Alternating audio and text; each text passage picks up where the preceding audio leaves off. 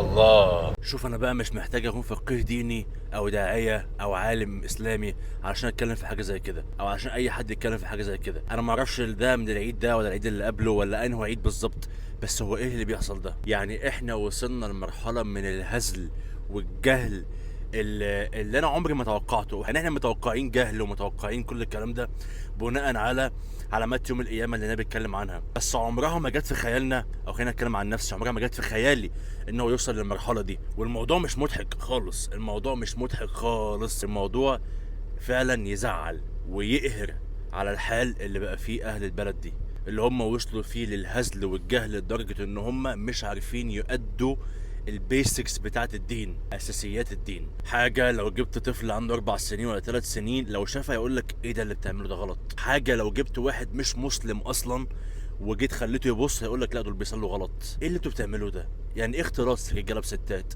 يعني ايه ده بيبص هنا وده بيبص هنا؟ انتوا بتصلوا لايه ولا بتصلوا لمين ولا على حسب قوانين مين؟ ولا انتوا ماشيين مع مين؟ ولا انتوا ضاربين مخدرات على الصبح علشان دي العقليه بتاعتكم؟ خلاص رمضان خلص فيجي العيد الصبح لازم نحشش ولازم نعمل كل حاجه غلط ممكن تتخيلها، اللي هو علشان بقى خلاص الشهر بقى اللي احنا مسكنا فيه نفسنا وجينا على نفسنا فيه وخدنا فيه ثواب، لازم اول ما يخلص نضيع كل اللي احنا عملناه ونبدله بسيئات. دي العقليه.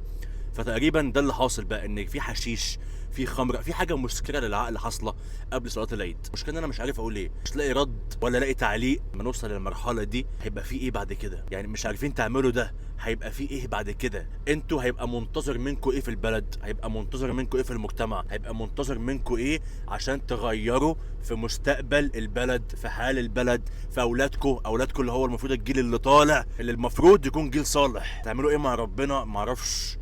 هتعملوا ايه لما تسألوا؟ معرفش. هتعملوا ايه مع عيالكم؟ معرفش. مستقبل البلد ده على فين؟ معرفش. هو باين من دلوقتي، باين ان هو مفيش مستقبل اصلا. بس بامانه كده بقى واخد قوي.